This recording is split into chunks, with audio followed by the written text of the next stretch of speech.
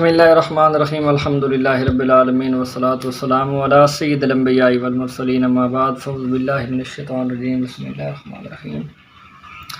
آج کا ہمارا موضوع اختیارات مصطفیٰ صلی اللہ علیہ وسلم کے بیان کے حوالے سے ہے۔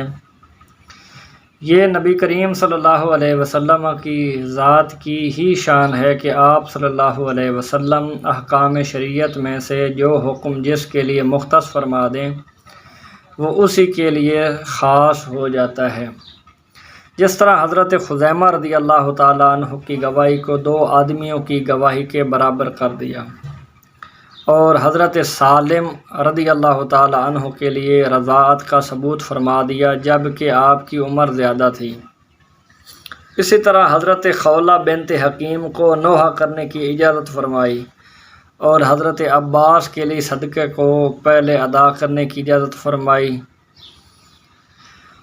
اسی طرح حضرت اسماء بنت امیس کو سوگ کے ترک کرنے کا حکم فرمایا، حالانکہ عورت کے لیے حکم ہے کہ وہ اپنے شوہر کے لیے سوگ کرے، لیکن یہ امور جو ہیں یہ نبی علیہ الصلوۃ والسلام کے اختیارات میں ہیں کہ جس کو جو فرما دیں وہ اس کے لیے خاص ہو جائے گا۔ حالانکہ نوحہ کرنے کی ممانعت ہے لیکن خولہ بنت حکیم کے لیے اجازت ہے۔ اسی طرح حضرت علی المرتضیٰ کرم اللہ وجہ الکریم کے گھر میں پیدا ہونے والے بچے کے لیے نبی کریم صلی اللہ علیہ وسلم کا نام اور کنیت دونوں رکھنے کی اجازت دے دی، جبکہ اس وقت آپ صلی اللہ علیہ وسلم کا نام و کنیت کسی غیر کے لیے منع تھا۔ اسی طرح اہل بیت کو مسجد میں جنبی حالت میں ٹھہرنے کی اجازت فرمائی، حالانکہ اس کے علاوہ کسی کو بھی اختیار نہیں کہ وہ مسجد میں جنابت کی حالت میں چلا جائے، جس طرح حضرت علی المرتضیٰ کو رخصت دے دی گئی اور حضرت علی المرتضیٰ کرم اللہ وجہ الکریم کو گھر کا دروازہ مسجد کے سین میں کھولنے کی بھی اجازت دے دی گئی اور کسی کو اجازت نہیں تھی کہ مسجد کی طرف دروازہ کھولے سوائے حضرت علی المرتضیٰ۔ اسی طرح حضرت ابوبکر صدیق کو بھی مسجد کی طرف کھڑکی کھولنے کی اجازت عطا فرما دی اور یہ ان کے ساتھ خاص ہو گیا۔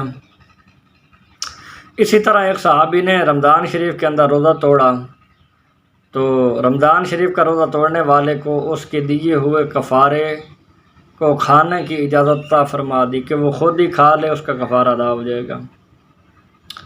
اسی طرح حضرت ابو برا کو بکری کا حضرت ابو ہریرہ رضی اللہ تعالیٰ عنہ کو بکری کا سال سے کم بچہ قربانی کے طور پر دینے کی اجازت فرما دی، حالانکہ قربانی کا جو بچہ ہے اس کی عمر سال، بکری کے بچے کی عمر جو ہے وہ سال ہونا ضروری ہے، لیکن حضرت ابو ہریرہ کے لیے جو ہے وہ سال سے کم عمر کا بچہ بھی بکری کا جو ہے وہ جائز قرار دے دیا۔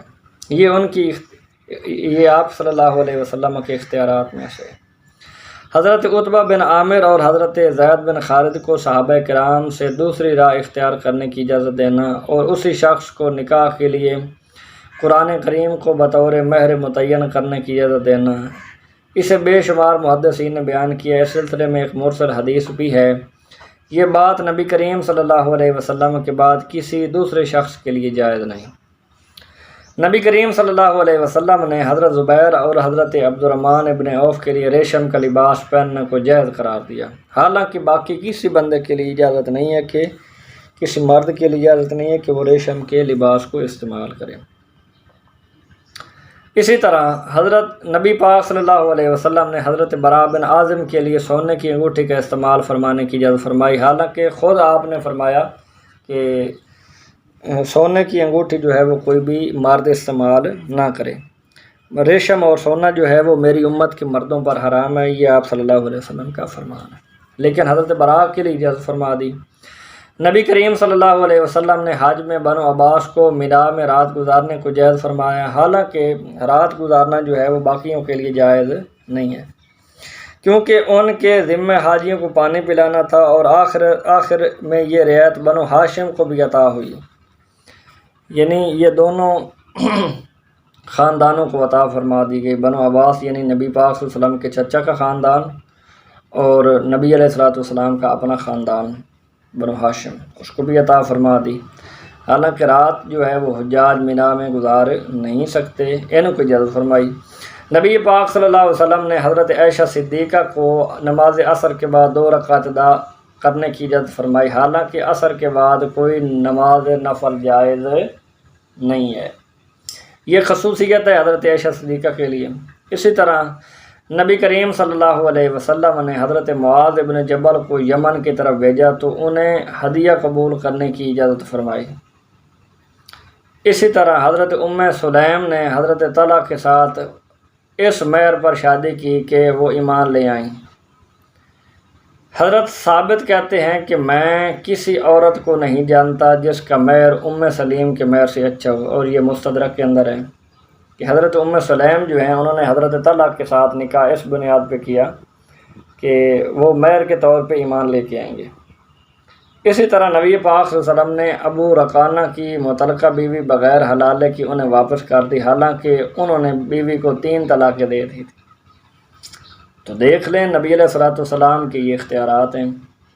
اسی طرح حضرت فضالہ لیثی اس شرط پر مسلمان ہوا کہ وہ صرف 2 نمازیں پڑھیں گے، تو نبی علیہ الصلوۃ والسلام نے ان کے ایمان کو قبول فرما لیا۔ صرف وہ 2، باقی ساری امت نبی علیہ الصلوۃ والسلام کی 5 نمازیں پڑھے گی۔ حضرت فضالہ لیثی جو ہیں یہ صرف 2 نمازیں پڑھیں گے تو ان کی 2 نمازیں 5 نمازوں کے برابر ہوں گی۔ یہ نبی علیہ الصلوۃ والسلام کا اختیار ہے۔ ابو داؤد نے امر عمر سے روایت کیا ہے کہ نبی پاک صلی اللہ علیہ وسلم نے جنگ بدر میں حضرت عثمان کے نام سے تیر پھینکا، اور حضرت عثمان کے علاوہ کسی غیب آدمی کے نام پر تیر نہیں چلایا، اور یہ نبی علیہ الصلوۃ والسلام نے حضرت عثمان کو خصوصیت عطا فرمائی، حالانکہ حضرت عثمان غنی رضی اللہ تعالیٰ عنہ غزوہ بدر میں شریک نہیں تھے، اور ان کے شریک نہ ہونے کی وجہ یہ تھی کہ نبی علیہ الصلوۃ والسلام کی اپنی شہزادی لخت جگر جو حضرت امیر عثمان کے نکاح میں تھیں وہ بیمار تھیں، اور حضرت عثمان غنی رضی اللہ تعالیٰ عنہ ان کی تیمارداری میں مشغول تھے۔ اسی طرح نبی پاک صلی اللہ علیہ وسلم اپنے صحابہ کرام کو بھائی بھائی بنا دیا اور انہیں ایک دوسرے کا وارث قرار دیا۔ یہ اختیار نبی صلی اللہ علیہ وسلم کے علاوہ کسی کو حاصل نہ تھا۔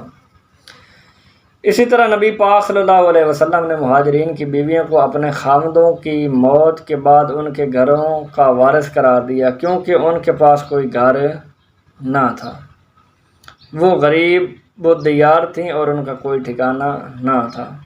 جس طرح اعلیٰ حضرت رحمۃ اللہ علیہ ارشاد فرماتے ہیں، غمزدوں کو رضا مجدہ دیجیے کہے، بے قصوں کا سہارا ہمارا نبی، سب سے اعلیٰ و اولیٰ ہمارا نبی۔ اسی طرح نبی پاک صلی اللہ علیہ وسلم نے حضرت انس کو یہ خصوصیت عطا فرمائی تھی کہ حضرت انس رضی اللہ تعالیٰ عنہ طلوع فجر کی بجائے طلوع آفتاب سے روزے کی ابتدا کرتے تھے۔ یہ صرف انہی کا خاصہ ہے۔ اب سمجھ میں آ گئی ہوگی بات کہ نبی علیہ الصلوۃ والسلام کے اختیارات احکام شریعت کے اندر ہر جگہ اللہ پاک نے عطا فرما رکھے ہیں۔ یہ نبی علیہ الصلوۃ والسلام کی خصوصیت ہے کہ اہل بیت اطہار کے بچے ایام رضاعت میں بھی روزے رکھتے ہیں۔ سمجھ لیں بات۔ اسی طرح نبی پاک صلی اللہ علیہ وسلم صحابہ کرام جب کسی بھی اہم معاملے میں نبی علیہ الصلوۃ والسلام کی خدمت میں حاضر ہوتے تو ان کے لیے نبی کریم صلی اللہ علیہ وسلم کی اجازت کے بغیر وہاں اٹھنا حرام ہوتا تھا۔ یعنی جب بھی صحابہ نبی پاک کی بارگاہ کے اندر آتے تھے تو اس وقت تک وہ وہاں سے جا نہیں سکتے تھے جب تک نبی علیہ الصلوۃ والسلام خود ان کو اجازت نہ برآمد فرمائیں۔ نبی پاک صلی اللہ علیہ وسلم سے صحابہ کرام یوں عرض کیا کرتے تھے، فدا کا امی و ابی یا رسول اللہ صلی اللہ علیہ وسلم، ہمارے ماں اور باپ آپ پر فدا ہوں۔ اور بعض علماء فرماتے ہیں کہ یہ الفاظ نبی کریم صلی اللہ علیہ وسلم کے علاوہ کسی کے لیے نہیں کہے جا سکتے۔ اسی طرح نبی پاک صلی اللہ علیہ وسلم اپنے پیچھے کی طرف اس طرح دیکھتے تھے جس طرح آگے کی طرف دیکھتے تھے۔ اور امام زرین رحمۃ اللہ علیہ ارشاد فرماتے ہیں کہ اپنے دانے اور بائیں طرف بھی اسی طرح دیکھتے تھے۔ یہ ان کا قول ہے۔ اور آگے اور پیچھے دیکھنے والی حدیث جو ہے یہ بخاری شریف کے اندر 2 مرتبہ آئی ہے۔ نبی کریم صلی اللہ علیہ وسلم اندھیری رات میں بھی اسی طرح دیکھتے تھے جس طرح روشن دن میں دیکھتے تھے۔ یعنی آپ کے لیے دن یا رات جو ہے، یہ دن جو ہے رات جو ہے وہ دن کی طرح ہے، آپ کے لیے رات جو ہے وہ دیکھنے کے لیے جو ہے وہ کوئی قید نہیں ہے آپ پہ کہ آپ کی آنکھوں کو جو ہے وہ جو کچھ وہ چھپا سکے آپ سے۔ اسی طرح نبی کریم صلی اللہ علیہ وسلم کا لعاب یعنی تھوک مبارک کھاری پانی کو میٹھا کر دیتا تھا، اور اگر دودھ پیتے بچے کے منہ میں نبی کریم صلی اللہ علیہ وسلم کا لعاب مبارک ڈالا جاتا تو وہ اسے دودھ کے لیے کافی ہو جاتا تھا۔ دیکھ لیں، نبی کریم صلی اللہ علیہ وسلم کا پیٹ مبارک سفید رنگ کا تھا، اس کا رنگ تبدیل نہیں ہوتا تھا اور نہ ہی اس پر کوئی بال تھا۔ نبی کریم صلی اللہ علیہ وسلم کی آواز اتنی دور سے سنائی دیتی تھی جتنی دور سے کسی دوسرے آدمی کی آواز سنائی نہیں دے سکتی تھی۔ اسی طرح نبی علیہ السلام اتنی تیز قوت سماعت کے مالک تھے، ان سے کوئی اس پر آپ صلی اللہ علیہ وسلم کا کوئی ثانی نہیں تھا۔ نبی کریم صلی اللہ علیہ وسلم کی آنکھیں سوتی اور دل جاگتا ہوتا تھا، تنام عینی لا ینام قلبی۔ نبی کریم صلی اللہ علیہ وسلم نے کبھی جمائی نہیں لی، چونکہ جمائی جو ہوتی ہے یہ شیطان کی طرف سے ہوتی ہے۔ نبی کریم صلی اللہ علیہ وسلم کو کبھی اطعام نہ ہوا، اور یہی شان تمام انبیاء کرام علیہم السلام کی ہے۔ یہاں اطعام سے مراد نبی پاک صلی اللہ علیہ وسلم کو خواب میں اطعام نہ ہوا، جس طرح عام لوگوں کو شیطانی خواب جو ہے وہ آتا ہے اور اطعام ہوتا ہے۔ اسی طرح نبی کریم صلی اللہ علیہ وسلم کا پسینہ مبارک مشک سے زیادہ خوشبودار تھا۔ نبی کریم صلی اللہ علیہ وسلم جب کسی بڑے قد کے شخص کے ساتھ سفر فرماتے تھے تو اس سے بھی بڑے نظر آتے، اور جب نبی علیہ السلام تشریف فرما ہوتے تو آپ کے کندھوں مبارک تک تمام لوگوں سے بلند ہوتے۔ اسی طرح نبی کریم صلی اللہ علیہ وسلم کا سایہ کبھی زمین پر نہ پڑا، اور نہ ہی سورج یا چاند کی روشنی میں آپ کا سایہ بنا۔ اسی طرح یہ ہے، امام رزین رحمۃ اللہ علیہ ارشاد فرماتے ہیں کہ انوارات کے غلبے کی وجہ سے آپ کا سایہ نہیں تھا، چونکہ سورج بھی نور ہے، چاند بھی نور ہے، اور نبی علیہ السلام کی ذات بابرکات بھی بشری نور ہیں، تو نور کا نور کے سامنے سایہ نہیں ہوتا، چونکہ سایہ جو ہوتا ہے وہ ظلمانی شے کا ہوتا ہے، نورانی شے کا نہیں ہوتا۔ نبی کریم صلی اللہ علیہ وسلم جب تک کسی سواری پر سوار رہتے وہ پیشاب وغیرہ نہیں کرتی تھی، اور یہ نبی علیہ السلام کا خاص ہے۔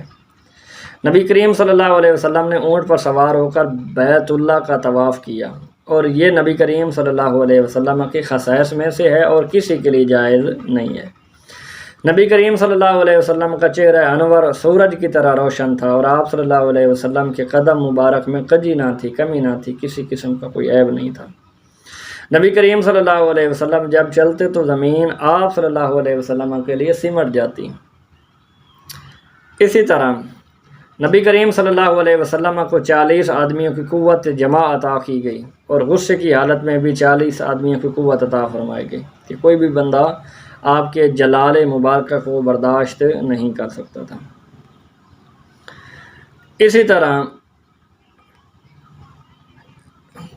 نبی کریم صلی اللہ علیہ وسلم غذا کے معاملے میں سب لوگوں سے زیادہ قناعت پسند تھے، اور آپ صلی اللہ علیہ وسلم ایک ہی روٹی سے سیر ہو جاتے تھے، اور جمع کے معاملے میں تمام لوگوں سے زیادہ طاقتور تھے، اور یہ اللہ پاک کا فضل ہے اور کرم ہے۔ اور نبی کریم صلی اللہ علیہ وسلم کی قضاء حاجت کے کبھی نشانات نظر نہ آئے، بلکہ زمین اسے نگل لیتی تھی، اور اس جگہ سے کستوری کی خوشبو آیا کرتی تھی۔ سبحان اللہ، یہ تمام انبیاء کرام کا خاصہ ہے۔